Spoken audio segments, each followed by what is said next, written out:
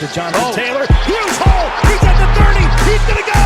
10, 5, touchdown. Jonathan Taylor made a man miss the line of scrimmage and then runs it into Pater for a one-handed INT. Are you kidding me?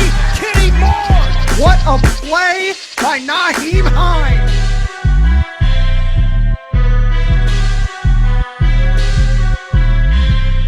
Horseshoe is back, baby. The horseshoe is back. What is going on, Colts Nation, and welcome back to another episode of the Bring the Juice Colts podcast. The Super Bowl has come and gone. We are now, all 32 teams are in free agency / draft mode, and there was a lot of interesting things from the Super Bowl. You know, from a Colts perspective, I took some things away, Derek. I know you did as well. We have 4 different kinds of things that we're going to talk about, maybe 3, maybe 4, somewhere around there. We'll kind of see how this podcast goes, how the conversation goes. But basically, things that we learned from this Super Bowl that can apply to the Indianapolis Colts in this 2021 offseason. So, Derek, let's start first with the most important position in sports, and that is the quarterback. Give me your take on what you saw from last night that kind of maybe changed your opinion or kind of started to form your opinion a little bit more on the quarterback position as it relates to the Indianapolis Colts this offseason. Well, I mean, you know, both quarterbacks really tried really hard yesterday. I mean, credit to Tom Brady. Tom Brady played a phenomenal game, you know, had a really great game plan ahead of him. And after the first couple drives, Brady just started picking them apart, and it was like, that's it. You're not slowing them down. And the Chiefs never found a way to slow them down after they got that first down.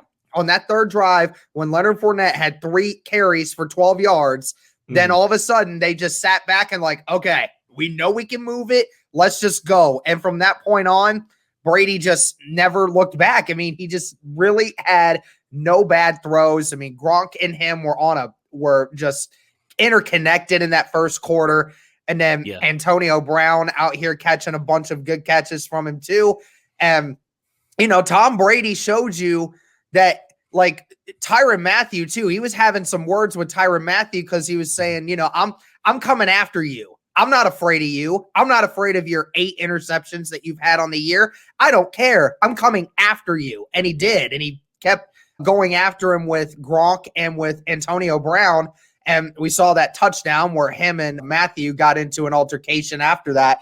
I mean, you know, it goes to show you that an aggressive-minded quarterback, you know, a lot of times is what you need. You can't have somebody that's conservative because, you know, you get too stationary and then you get afraid to throw the ball in somebody's direction. And then from Mahomes' perspective, man, I felt so bad for him last night. I felt so bad for him. Do you know how many first down / touchdown catches that were dropped by his wide receivers last night? Like, it was crazy. Travis Kelce dropped a touchdown pass. Their running back Williams dropped a touchdown pass. Tyreek Hill dropped a touchdown pass. And guess what all happened to him? Face mask. Hit him right in the freaking head, dude. Like, all you had to do was catch it. Touchdown. That's it. Mahomes looking like magic, but his receivers just couldn't catch the ball to save their lives last night. It looked like a completely different Kansas City Chiefs team when their receivers weren't catching the football. And, you know, Patrick Mahomes obviously had a couple throws that were a little risque, but I mean, for the most part, he was falling down, Cody, and was still throwing bombs right exactly where they needed to be. His receivers just weren't catching the football. And, you know, again, that shows you yet again, like, you can't all put it on the quarterback. The receivers weren't doing a great job, and credit to Tampa Bay secondary. They did a really great job of not letting Tyreek Hill get deep and make those big plays that screwed them over in the first game. Because you remember Tyreek Hill had 260 receiving yards on Tampa Bay the last time. So they said, we are not, and repeat, not going to let Tyreek Hill beat us. If we're going to let anyone else beat us, let everyone else go beat them. And, you know, that was the other issue, is that, you know, it seemed like Andy Reid got too pass happy a lot in that first half. You know, the Chiefs were running the ball quite effectively. I would say at times, there were a couple runs that Clyde Edwards-Helaire was really getting off, but, they just didn't seem to keep up with it. I just don't know why, because, it was the only thing that was working for him at the time. So, again, the best quarterback on the field had a terrible game, and then the other quarterback had a phenomenal game. So it goes to show you don't need the number one quarterback to win every game. It's simply not true. It's just a matter of how you execute. And, the Chiefs didn't execute as well as Tampa did. Yeah, I mean, I agree with that. They didn't. And, I talk so much, and I know I do. I talk about how important that quarterback position is. I should talk about it. We should talk about it. It is the most important position in sports, but you're right. If you don't surround him, if your players aren't executing outside of the quarterback, like Patrick Mahomes can't make his receivers catch the ball, right? He can't make his offensive line protect him. And that kind of transitioned to the second thing that I noticed, man, offensive line matters. I mean, left tackle for the Indianapolis Colts. If there's people who were saying left tackle's not as big a need as maybe pass rush, and I know pass rush is a big need too. We'll talk about that in a little bit. But my goodness, I know Kansas City was down both tackles and they were on backup tackles. But for me, that just made me realize, okay, we can't just say, oh, we'll just throw anybody out there at left tackle. We need to really address this, whether that be free agency, whether that's a trade, whether that's the NFL draft. I don't know.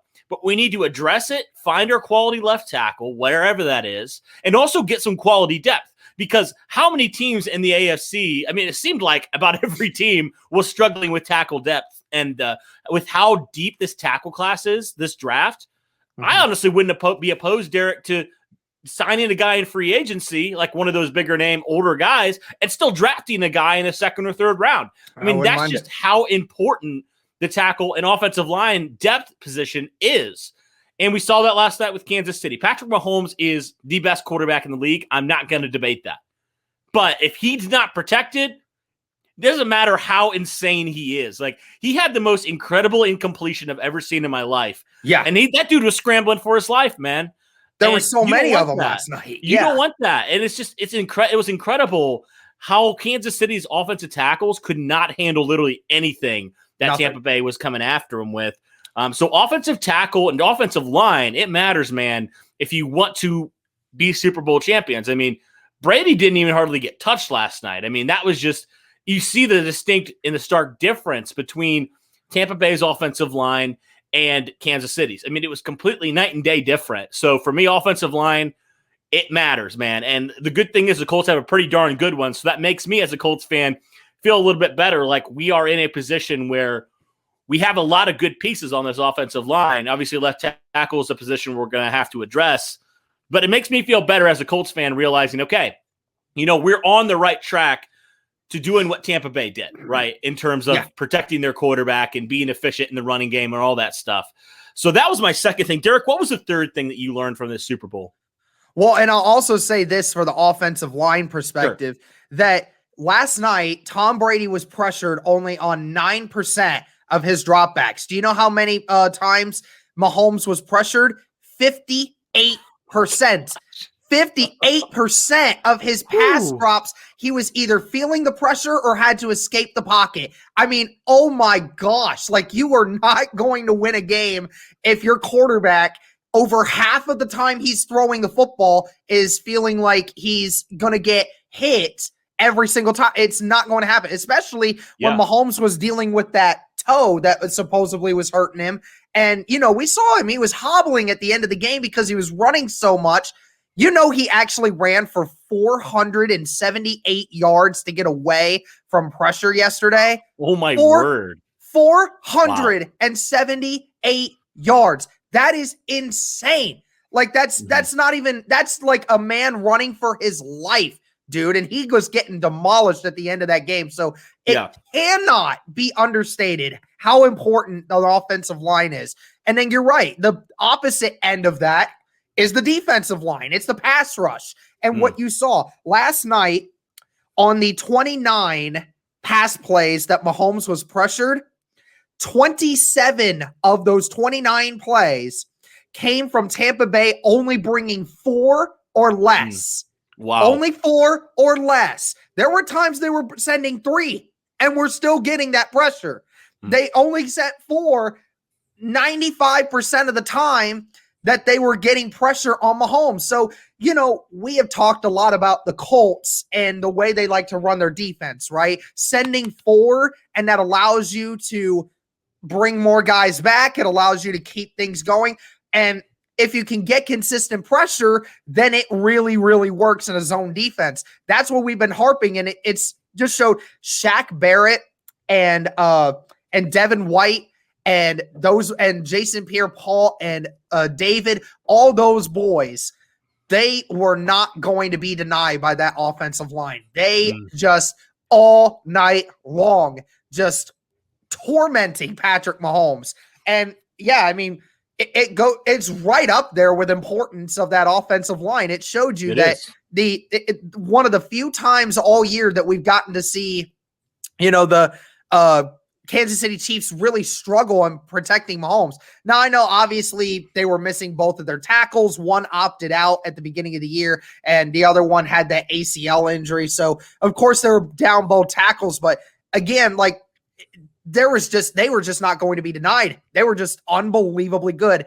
And, it goes to show you again that, getting pressure on the quarterback, especially on a guy like Mahomes, it's so important. And the Chiefs couldn't get pressure. That was the worst thing, is the Chiefs couldn't get pressure from their defensive line consistently on that offensive line for Tampa Bay. They did sometimes, but Tom Brady, for the most part, had a lot better time sitting in the pocket and dissecting than what Mahomes had a chance to. Yeah, and for me, this just hammers down again. Defensive end is such a big need for this defense. I mean, to find a dominant pass rusher like Shaq Barrett, that would be incredible. That's what this defense needs to take the jump from a really good defense to an elite defense. And, Derek, it's interesting because you see this game and then a couple years ago when the Colts really held Mahomes and company in check, the game plans were very similar on defense, right? The game plans were very similar, and they just got a lot of pressure on him. They never made him comfortable. They took away his options, and, as good as he is, if you can consistently get pressure on him, I don't care if you're Patrick Mahomes, you're going to get your offense is not going to be as good as it normally is. Yes. So I definitely agree with you there, man. If you can get a dominant rusher, and you talked about it in your video, right? You think it might be via free agency because there are some decent guys there in free agency that the Colts could get. Barrett. Right. Shaq maybe Barrett. Maybe a Shaq Barrett, maybe a Carl Lawson, maybe a Bud Dupree. There's a couple names there. If you are willing to spend over $20 million on another guy that can pressure the quarterback like Shaq Barrett can, that's another one. That's it. You have to spend the big bucks to get these guys in the game now. And you know what? We know who Shaq Barrett is. So Ballard, if you're going to spend $25 million a year on somebody like that, I would rather you get Shaq Barrett, honestly. Yeah, and that kind of leads me to the fourth point the fourth takeaway I had from this, right? Adding free agents on the outside, it's important, I feel like, especially with where the Colts are right now. They built their base via the draft, and now they have some really good cornerstone pieces. And we saw with the Bucs, man, you think about all the players that scored for the Bucs, right? None of those guys were drafted by the Bucs. None of those guys were even on the Bucs last year. That's how important it is to add those and sprinkle in those good free agent players to help you get over the top. Now, Ballard has done that, but again, I want to emphasize you build through the draft. Yes, I get that, but also don't be afraid to add a guy like a Shaq Barrett, right? Maybe if he hits the free agent market or one of those top receivers, stuff like that. You know what I mean? Because it could be the difference between a wild card exit and the Super Bowl win. Honestly, it could. Yeah. Just by signing a few of those key players. So I think for me, that's a big takeaway that I have, right? And even like a Shaq Barrett, he wasn't drafted by Tampa Bay, right? And he's one of the most dominant pass rushers in the league. And you look at their defensive line, how many of those guys were drafted by the Bucs? Very few of those guys. Very few of those guys. Especially on that defensive line. So that's kind of my takeaway from it as well, is free agency isn't a bad thing, right? Adding more talent on top of your already elite talent, that just further propels you to potentially go to the Super Bowl, right? And potentially be that championship contender. The Rams a couple years ago, I know they didn't win, but they were in the Super Bowl and they basically did a similar thing to the Bucs this year, right? They added a lot of outside talent and look where they went. They went to the Super Bowl. Now, Some people will argue, though, right, that it's not long-term successful. Well, it isn't if you go build your entire offense via free agency or whatever. But if you can sprinkle in a few key free agents, man, that'll change this team. That'll change your offense. That'll change your defense. Yeah. I really think it's important, man. Ballard has done a really good job at doing what he said he wanted to do. He wanted to build the foundation through the draft, which he's done that. We now know that this team, where it's at, is good enough to make it to the playoffs. We know it's there. Now, what you can do is you can take that Rams approach that you use in free agency to add that value to your team that you now know it's there. Now time to add those really important pieces, those really good pieces that you know are in the league, and put it in there now so you had the chance to win right now. Yes, it's not long-term anything, but when you think your team is right there and you have a strong foundation, which you've gotten through the draft, then that's it. You don't need to worry about anything else because you know you're still going to be able to do it. We trust Chris Ballard to make the right decisions in the draft to replace needs that need to be replaced. So why not do that, right? I know the cap issue, where we're going to have to pay people. I know, but that's just how the NFL is, man. That's just how everyone has to deal with it. Everybody loses players every year. You just got to keep as many guys as you can and then just replace them with even better ones. So it's working out for the Rams, at least at this moment. They're a step away from the Super Bowl. I mean, it's getting to a point now where we might want to consider at least spending a little bit of money and a little bit of the draft capital to get that. Because like you said, half of this Tampa Bay team was not actually on Tampa Bay 2 years ago. I mean, it really is amazing what they've done in free agency and bringing all of these new players in, and it worked out for them, man. It did. And, I want to clarify also, I don't think the Colts are just simply a quarterback away, right? That's why I kind of want to look to free agency to help with some of those needs, like left tackle, pass rusher, two of the biggest needs in the NFL, in my opinion, outside of like quarterback, right? Two of the premium positions. Well, you could address one, maybe two of those positions in free agency, and you could get a guy long-term that could plug and play into your locker room. And there's some other positions too that I think that you can address in free agency. It have to be just those positions. But also it helps take off, some of the pressure of the draft, because there still are some other needs for this Colts team as well. Maybe you do trade up and get a quarterback. And I think it's interesting that Chris Ballard talked about when he was on with Dan Dockich, right? He talked about how he basically was talking about how, a lot of people were like, oh, the Colts Super Bowl window is now. Ballard says, I feel like it just has cracked open right now. So that's a very interesting quote for me. And I think for me, that also kind of makes me think, okay, maybe like drafting a quarterback early is more in the long-term plans, because you think your Super Bowl window is starting to open right now. You could draft a guy, keep developing him and build alongside him, right? If you feel like we're good enough, we just made the playoffs. We almost beat the number 2 seed, right? We're almost there. We have a few positions we got to fill, obviously. But if we go get our quarterback, we feel like we could be successful. And we can also surround him, right, with the talent that he needs. It won't be a Patrick Mahomes situation like last night, right? We will surround him with the talent he needs, unless we have something crazy like we had earlier this year where both our tackles are out, which I don't want to talk about that. But yeah, I think it's very, very interesting. There was a lot of good nuggets that I got from the Super Bowl that kind of changed my not changed my thinking, but kind of gave me an opposing viewpoint that kind of helped me try to continue to process how I view all the moves the Colts should make this offseason. So it's going to be certainly interesting to see what their approach is, whether, what they do in free agency, what they do in the draft. It's going to be interesting, man. I'm excited for it. It's going to be a good offseason. Yeah, absolutely, dude. All right. I think that's going to do it for this one, guys. Let us know what you thought of that Super Bowl and how does it really change your viewpoint on what the Colts need to address in order to be able to take that next step and do what Tampa Bay did. So thank you guys so much for tuning in.